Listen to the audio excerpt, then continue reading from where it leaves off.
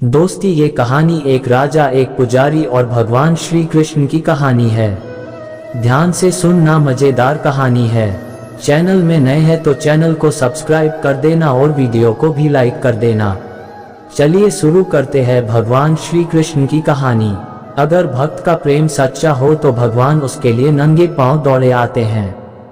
वहीं बात जब कन्हैया की हो तो कहने की क्या, अपने भक्तों के लिए वह न जाने कितने रूप धरते हैं और कितनी ही अनगिनत लीलाएं कर चुके हैं, जिनका प्रमाण हमारे धार्मिक ग्रंथों में मिलता है।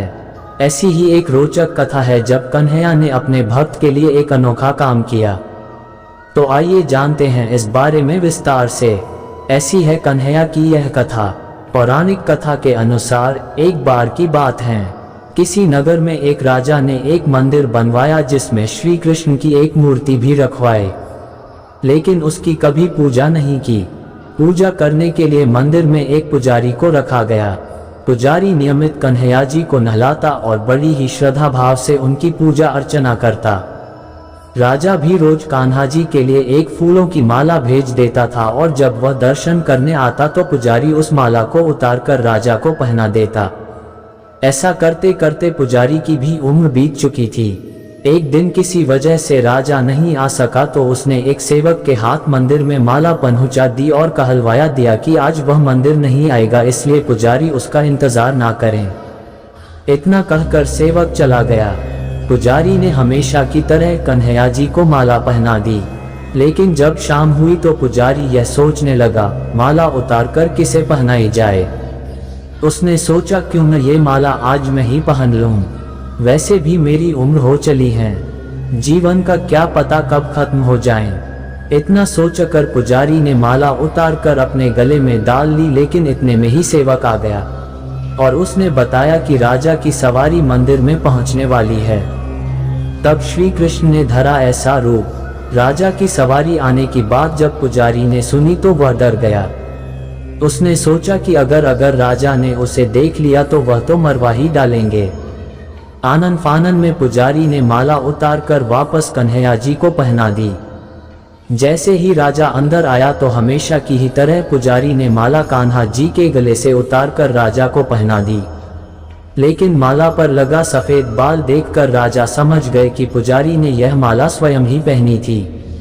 बस फिर क्या था, राजा क्रोधित हो उठे और उन्होंने गुस्से में पुजारी से पूछा कि माला पर सफेद बाल कहां से आया। तब राजा की बात सुनकर पुजारी डर गया और बोल पड़ा, ये तो कन्हैया जी का है। अब तो राजा और भी क्रोधित हो गए, क्योंकि कान्हा तो भगवान हैं और उनके बाल सफेद कैसे हो सकते हैं।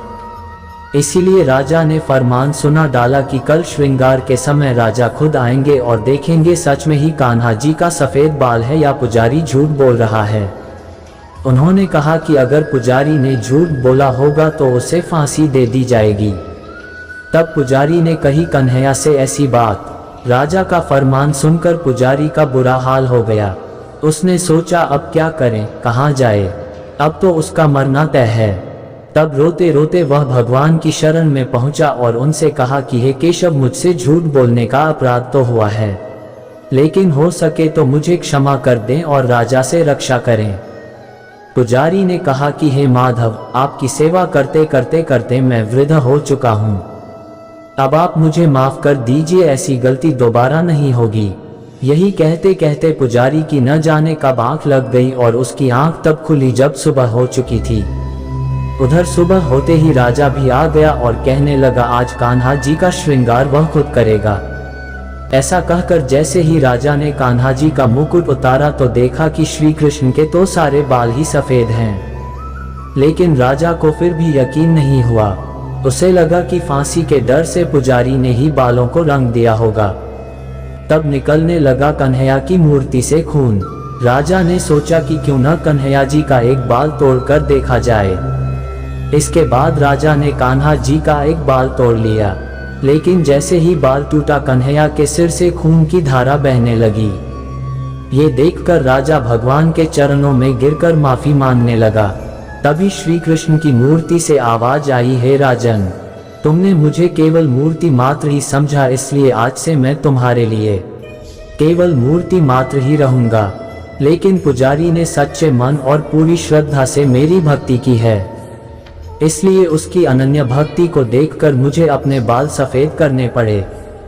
कन्हैया जी ने कहा कि भक्ति में कभी भी संशय नहीं होना चाहिए और सच्चे भक्त की लाज तो मैं कभी जाने ही नहीं देता। भगवान श्री कृष्ण की ये कहानी कैसी लगी कमेंट में जरूर बताना। चैनल में नए हैं तो चैनल को सब्सक्राइब कर देना और वीडियो को भी लाइक कर देना। धन्यवाद। चलिए मिलते हैं एक और नई कहानी में, तब तक आप अपना ख्याल रखना। जय श्री कृष्ण।